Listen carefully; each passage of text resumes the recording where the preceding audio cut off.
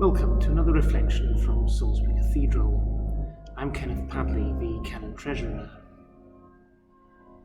The outpouring of grief in recent weeks following the death of Her late Majesty has included the best sort of patriotism, pride in the diverse identity which has come to flourish in Britain under Queen Elizabeth, plus a thankfulness for the positive contribution which Britain can make on the international stage.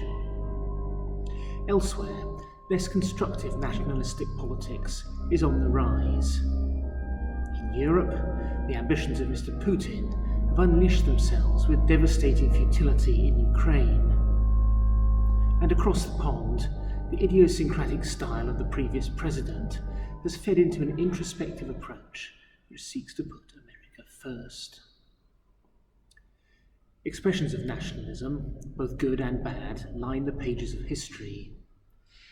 2,000 years ago, the Roman province of Palestine murmured with political frustration, which occasionally bubbled over into angry protest and insurrection.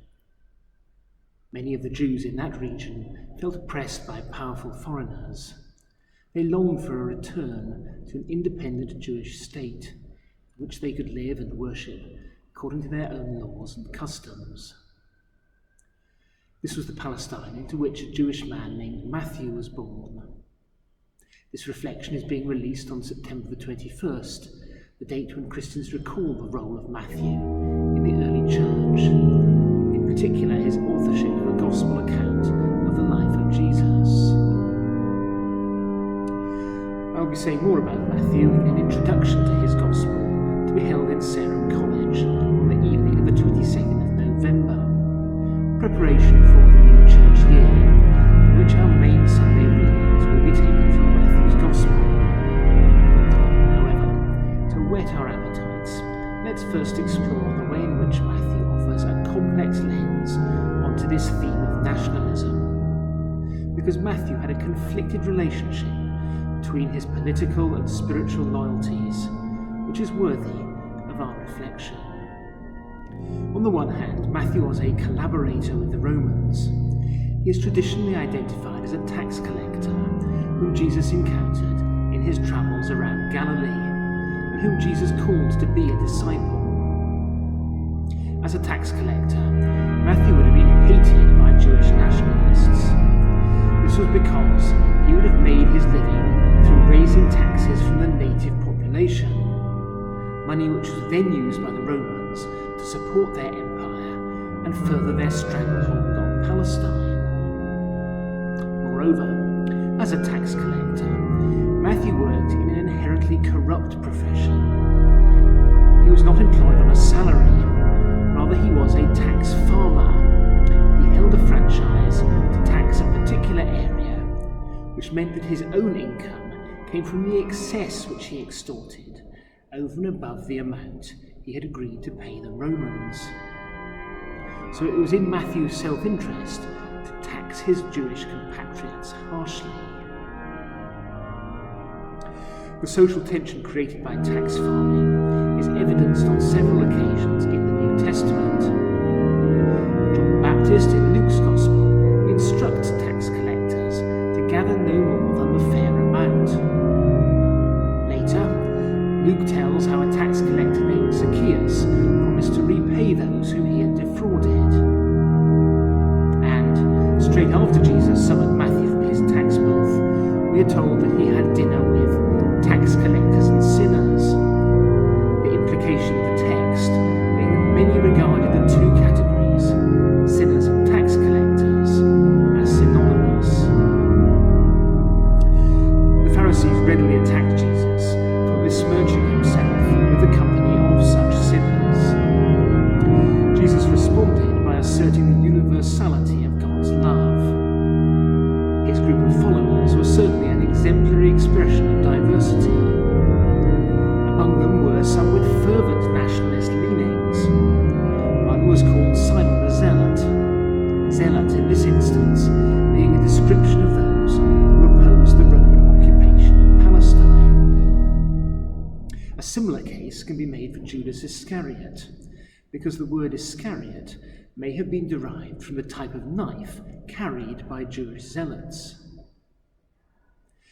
But then, alongside Simon the Zealot and Judas Iscariot, Jesus also summoned Matthew the tax collector, the one who had propped up the imperial Roman machine.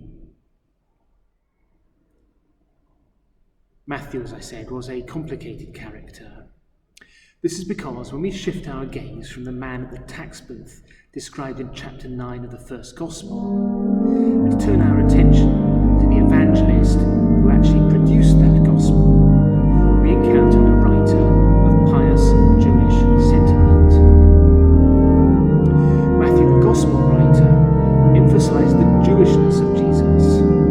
He went out of his way to show how Jesus conformed to the Jewish law given on Mount Sinai. Not one jot or tittle will pass from this law, says Matthew's Jesus, before God's plans are completed. On other occasions, Matthew steps back from the more challenging sentiments made in other gospel narratives about Jewish rules and practice. And there is a theme running throughout Matthew's gospel which compares Jesus to Moses, the greatest teacher of Israel. All this could have led Matthew down a narrow road of sectarianism. However, Matthew did not weld religion and nationalism so closely. His gospel opens with a genealogy of Jesus, a list which links the Lord into the great figures of the Jewish past, but which also emphasizes the role of politically incorrect characters such as Rahab the prostitute and Ruth the foreigner. Again, at the end of Matthew's Gospel, Jesus sends out his followers to make disciples of all nations. So Matthew found that his faith in Jesus culminated neither in his earlier collaboration with Rome, nor in a reactionary commitment to Jewish nationalism. Rather, he came to find nation and nationhood redefined through the central concept of Jesus' preaching, the idea of the kingdom of heaven. Matthew's priorities, ideas and identity were changed by hope so great that he knew they could not be fully realized in this life, a kingdom on earth. This is not to deny the church today a voice in bread and butter politics, nor to deny the validity and usefulness of an established church within national structures. What it is saying is that those who pour all their emotional energy into earthly nationalism will likely become frustrated.